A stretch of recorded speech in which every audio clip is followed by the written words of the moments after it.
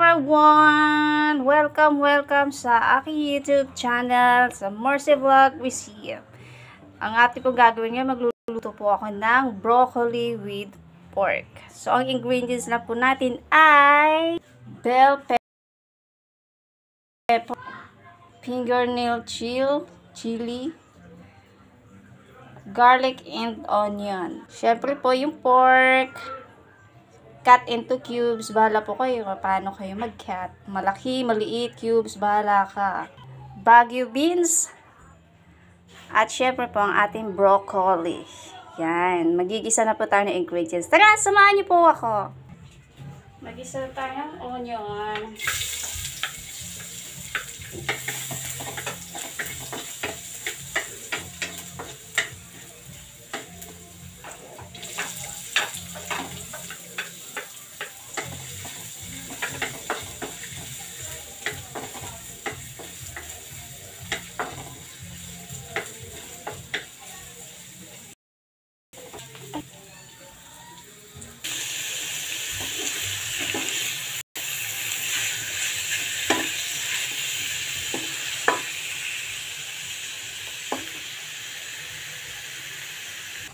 Mag-a-add lang po ng some of water para pampalambot po ng pork.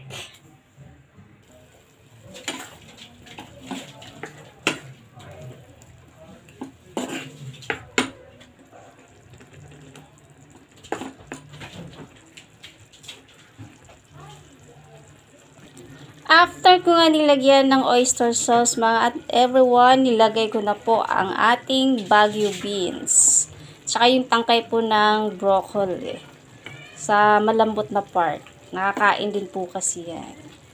Mix lang po natin. Syempre, konting salt. Next po yung pepper, ground pepper. Then, mix. Eh, no? Mix. Halo-halo ba? At ito na nga, last part na po natin ang broccoli. And then, ilalagay ko na rin po ang sili na green. Para hindi siya masyadong spicy. Pero kung mahilig ka po sa spicy, pwede mo siyang isama sa pagpapalambot ng karne. Kung mahilig ka sa maanghang. At luto na nga po ang ating broccoli, pork with broccoli. Yan, thank you sa panonood, thank you for watching, and please subscribe my YouTube channel, Mercy Vlog and Recipe, and bisitahin nyo rin po ang aking isa pa pong YouTube channel, ang Gunya TV. Ayan, thank you po. Have a nice day, to God be all the glory.